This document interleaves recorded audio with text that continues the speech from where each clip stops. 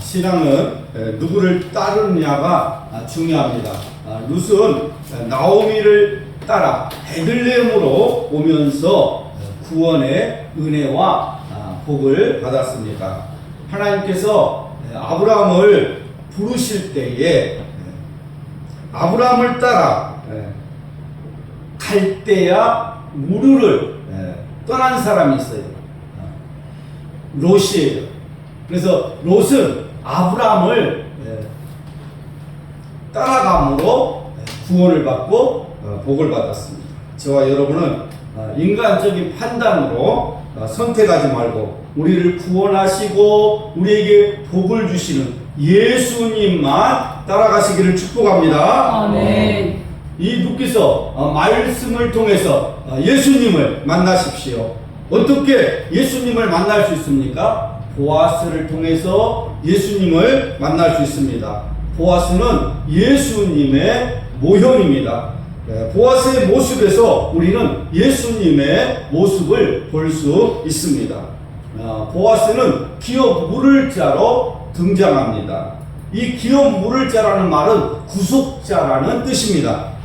구속이라는 말은 값을 지불하고 사서 자유하게 한다는 말입니다. 곧 노예로 팔린 사람을 돈을 주고 사서 자유롭게 풀어주는 것을 말합니다. 우리는 예수님의 보혈을 통해서 구속받은 사람들입니다. 예수님께서 십자가의 보혈로 우리를 위해 값을 지불하셨습니다. 세상에는 많은 종교가 있지만 피를 흘리고 대신 죽어서 구원과 자유를 주는 종교는 기독교밖에 없습니다. 예수님은 우리의 구원자로 이 땅에 오셨습니다. 그리고 나를 위해서 피를 흘려 주셨습니다.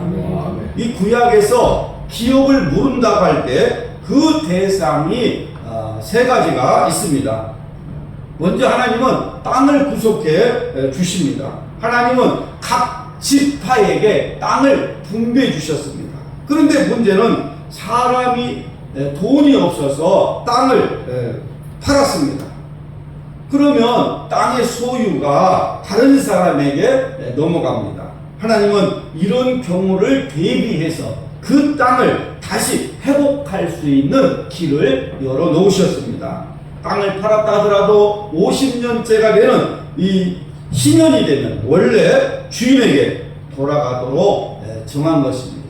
그런데 희년이 되기 전에 자기 땅을 회복할 수 있는 길이 있습니다.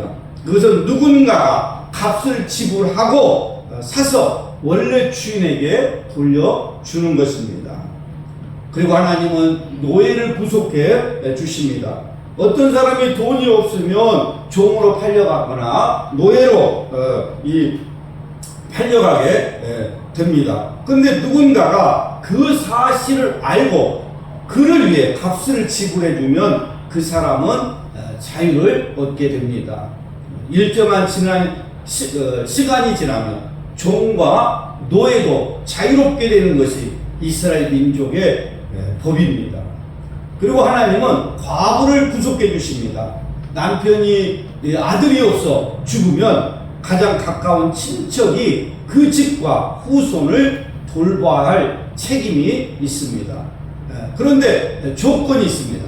과부를 아내로 삼을 수 있는 사람은 친족만이 할 수 있습니다. 근데 이 세 가지 대상을 구속하는 데 있어서 공통점이 있다면 그것은 꼭 그에 따른 값을 누군가가 치러야 한다는 것입니다. 또 하나 중요한 것은 구속자의 자격이 있습니다. 구속자는 구속하기 위해 세 가지 자격을 갖추어야 합니다. 먼저 친척이어야 합니다. 아무나 돈을 낸다고 그래서 그 땅을 되찾는 것이 아닙니다. 친척이 그렇게 해야 합니다. 또 유력자여야 합니다. 유력자라는 말은 능력 있고 책임을 질 수 있는 사람을 말합니다. 그러니까 물질적으로 부유해서 땅을 살 수 있고 노예를 살 수 있고 과부, 친척도 이렇게 살 수 있어야 합니다. 마지막으로 자원해야 합니다. 친척이고 값을 모두 치를 수 있는 능력이 있어도 그 일을 하고자 하는 마음이 없으면 이루어질 수 없습니다. 그렇다면 누가 우리의 구속자가 될 수 있습니까? 우리의 구속자는 예수님입니다. 예수님은 구속자의 자격을 다 갖추셨어요.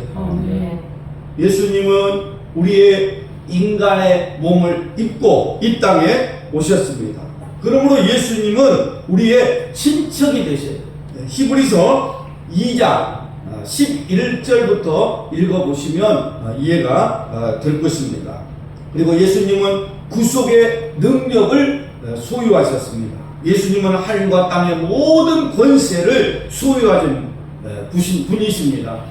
예수님은 천사를 동원하고 사람을 동원하고 모든 물질을 다스리시는 주님이십니다. 그리고 예수님께서는 자원을 하셨습니다.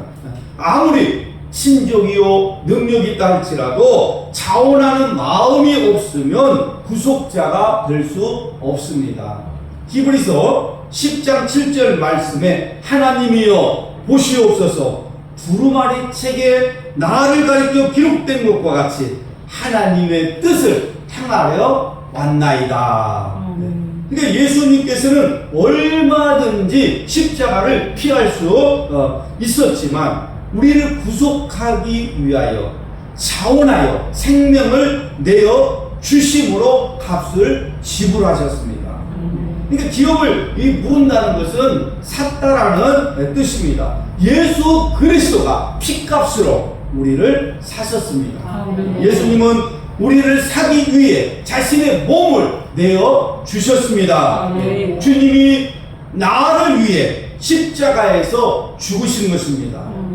하나님의 아들 예수 그리스도가 이 값을 지불할 만큼 우리는 가치 있는 존재가 아닙니다.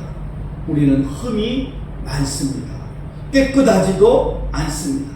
그럼에도 불구하고 예수님은 나를 위해서 십자가에서 피를 흘려 주셨습니다. 예수 그리스도의 그 피 흘림 때문에 우리 인생이 다시 시작되었습니다. 우리 인생에서 죽음이 떠나가고 모든 저주가 떠나갔습니다. 예수님이 우리의 슬픔과 고통과 아픔을 다 담당하셨기 때문에 우리는 새로운 인생이 시작되었습니다. 오늘 말씀 1절과 4절 말씀 보면 엘리멜렉의 집안에 기업을 부를 사람은 보아스보다 더 가까운 친척이 한 명 있고 그 다음이 보아스입니다.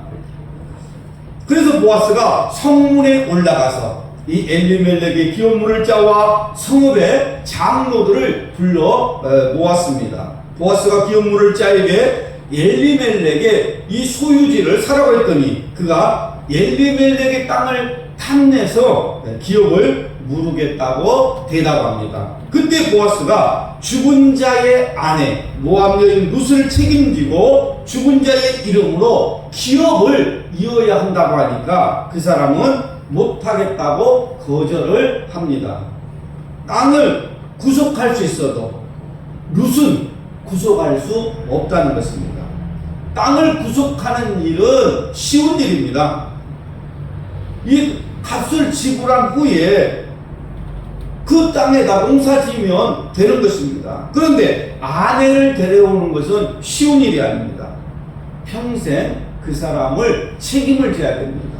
그리고 아이까지 낳으면 일은 더 복잡해집니다. 왜냐하면 자녀들이 장성하면 자신이 가지고 있던 땅까지 그 자녀에게로 넘어가는 것입니다. 그래서 아무개는 기업을 물으지 않겠다고 한 것입니다. 보아스가 기다리고 있던 대답입니다. 이제 룻을 데려올 수 있는 권리가 보아스에게 넘어갔습니다. 그래서 보아스는 합법적으로 룻을 맞이하게 됩니다.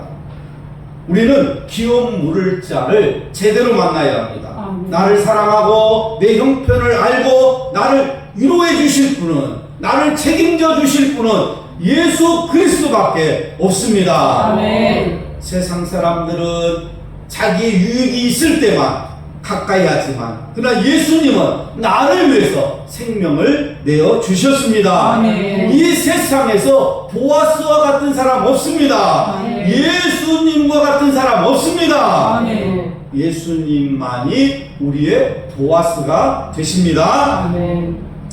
자, 7절과 8절 말씀을 보겠습니다. 옛적 이스라엘 중에는 모든 것을 무르거나 교환하는 일을 확정하기 위하여 사람이 그의 신을 벗어 그의 이웃에게 주더니 이것이 이스라엘 중에 증명하는 전례가 된지라. 이에 그 기업 물을 자가 보아스에게 이르되 내가 너를 위하여 사라 하고 그의 신을 벗는지라.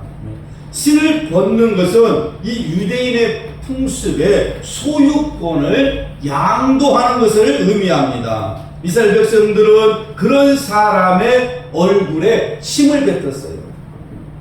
그리고 그 이름을 심 벗기운 자의 집이다 그랬어요.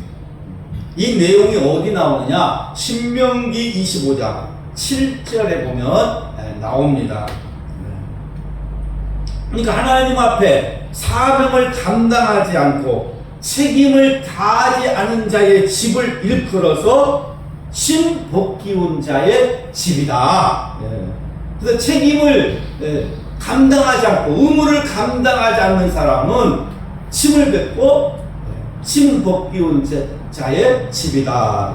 저와 여러분은 하나님 앞에 책임을 다하는 삶을 살아서 심 벗기운 자가 우리 샘물교회에 한 사람도 없기를 바랍니다. 아멘.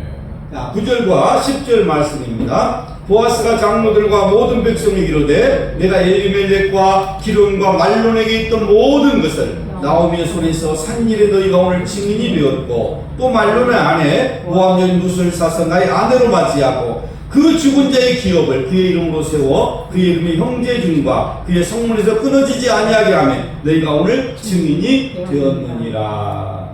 자, 보아스의 이 모습은 값을 치르고 다른 사람의 인생을 책임지는 구속자로서의 삶을 보여주고 있습니다. 예수님도 의무를 피하지 않으셨습니다. 나를 위해 십자가에서 사랑을 베푸셨습니다. 기업 물을 이 자처럼 예수님도 우리를 포기하셨다면 우리는 구원받을 길이 없습니다. 그런데 예수님은 나를 포기하지 않으셨습니다. 아멘. 이것이 하나님의 은혜입니다. 아멘. 이것이 헷세도입니다. 아멘. 하나님의 은혜로 이 쓸데없는 자 왜 구속하여 주는지 난 알 수 없도다.